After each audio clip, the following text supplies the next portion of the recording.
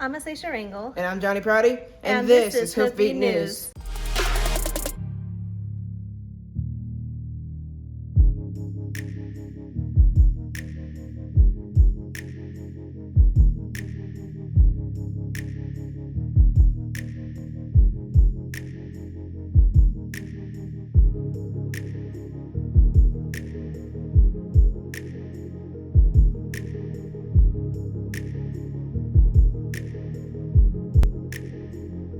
Today is Monday, March 27th, and we're back with another episode of Hoofbeat for you. Up first, we have Liam covering the spring musical, Little Shop of Horror.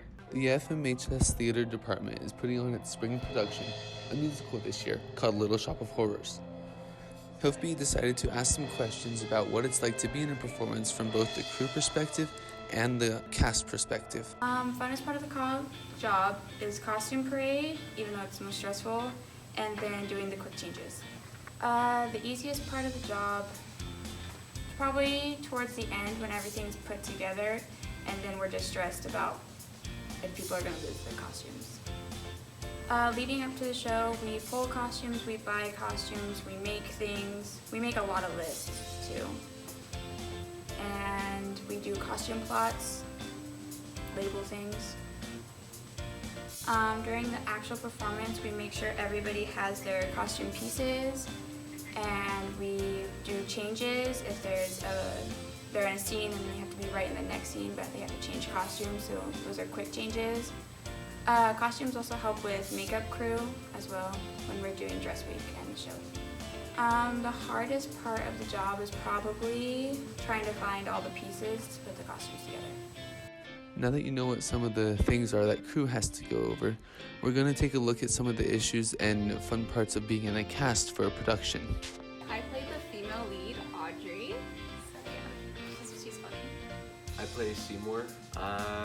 He's the lead character, and he's a botanist that feeds the plant blood. Personally, I feel like I'm practicing 24/7. I sometimes wake up like singing the songs or like reciting lines, so it's kind of scary, but yeah. It's like 3 every Monday, Tuesday, and Thursday after school, and then sometimes we have extra rehearsals. So like Sitz Probe was a whole 8-hour day during school, and some extra set building days. I would say either the blocking or learning the music.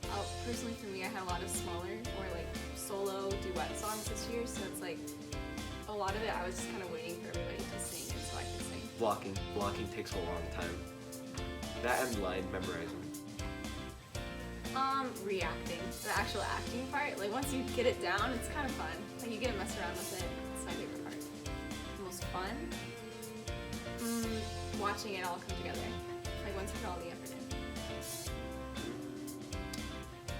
Just being on stage.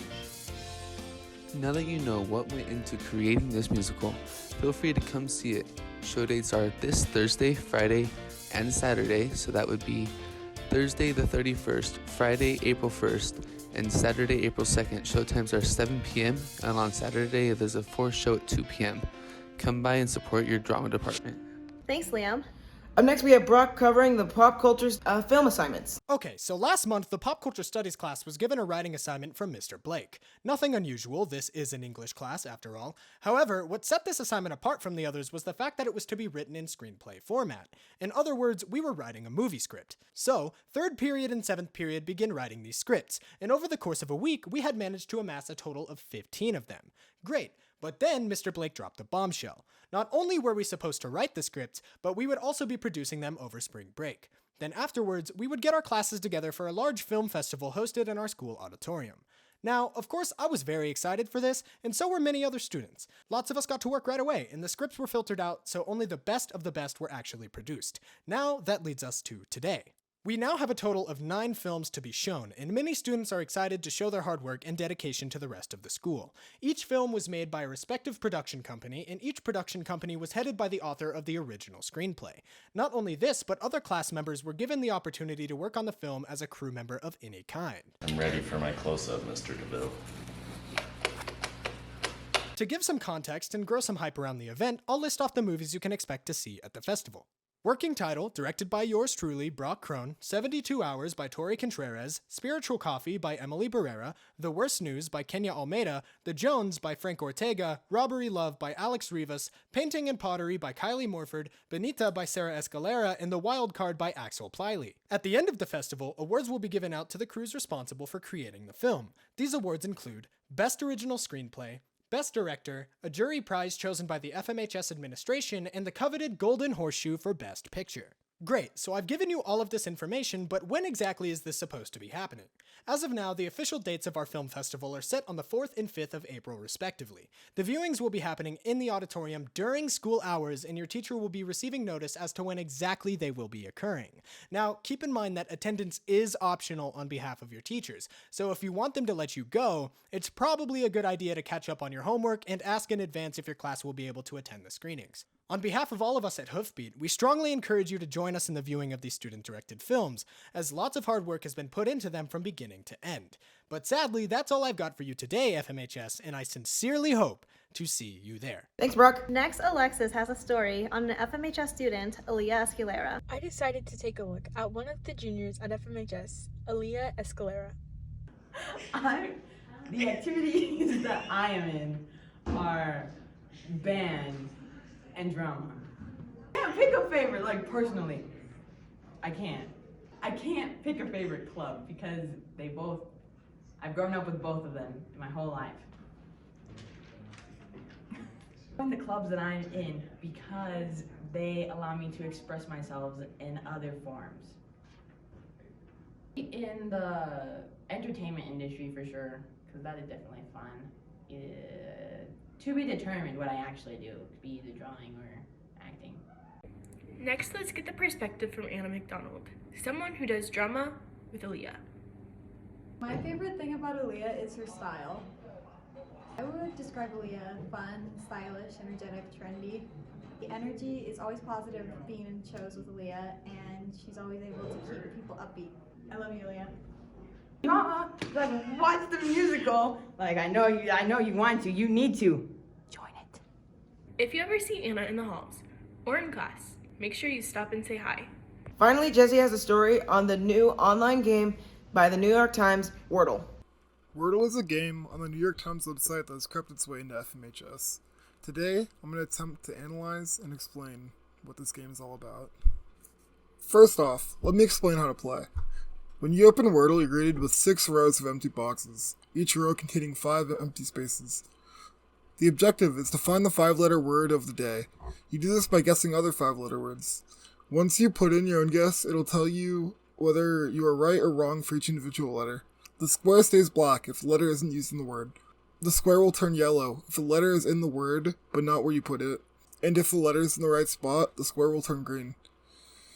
You continue this process for the next 6 guesses or less and try to find the word. You only lose if you get all 6 guesses wrong. The biggest variation from person to person in this game is the word that you start with. Some people don't care and just start with whatever word they can think of, but some people have an ideal starter word.